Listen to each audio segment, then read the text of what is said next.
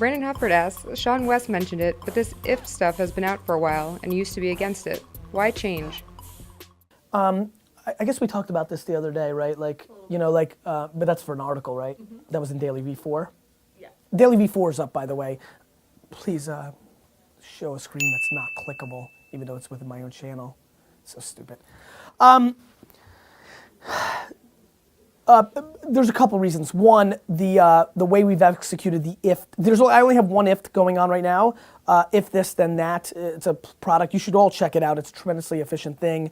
I talked about in an upcoming article, but I answer here on the show for you as well.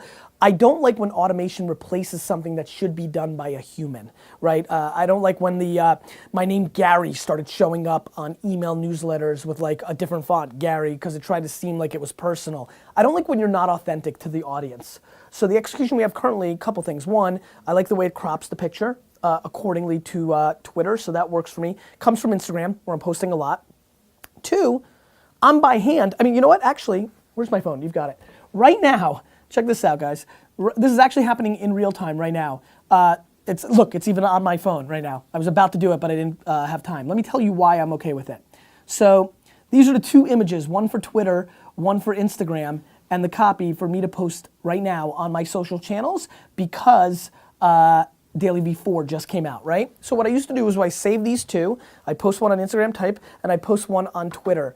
To me, that's not tricking the audience. That's just distributing content. Like even Facebook now, I don't post anymore. Whereas, because I believe that Facebook fan pages have become content-like sites, and it's okay for us to schedule and things of that nature. Versus when you get a reply from me on Twitter, or when I reply in the comments of any comment I've ever made ever is me. Because I think if it's my profile, if it's a team Gary Vaynerchuk, it's just about authenticity. And the other thing that I have with the if execution is the URL is not like a Instagram URL, it's actually ifed. So I'm being very clear that it's coming from somewhere else. I guess I'm honing in on my answer of what should be automated and not.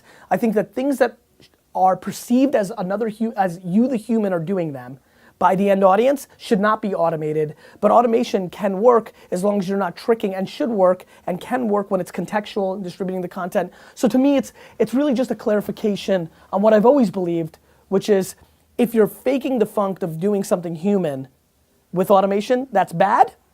But if you're doing it for efficiencies of time and there's no confusion by the end consumer, then it's good. And so I guess it's an evolution of the 2.0 version of because I don't think I've been clear in the last decade of thank you economy and things that I talked about. I do not think that you should have your assistant or another human being reply as you. The efficiencies we're creating for the Ask Gary Vee book, Garrett is not, and the rest of the team, and Riley and all these people, they're not going to come in and take my Gary Vee handle and reply to people to buy the book because you're going to think that's me. They're going to use the Ask Gary Vee handle. But the automation of a photo that goes from Instagram to use Twitter as a distribution channel for that, that is cropped properly and things of that nature, I'm comfortable with.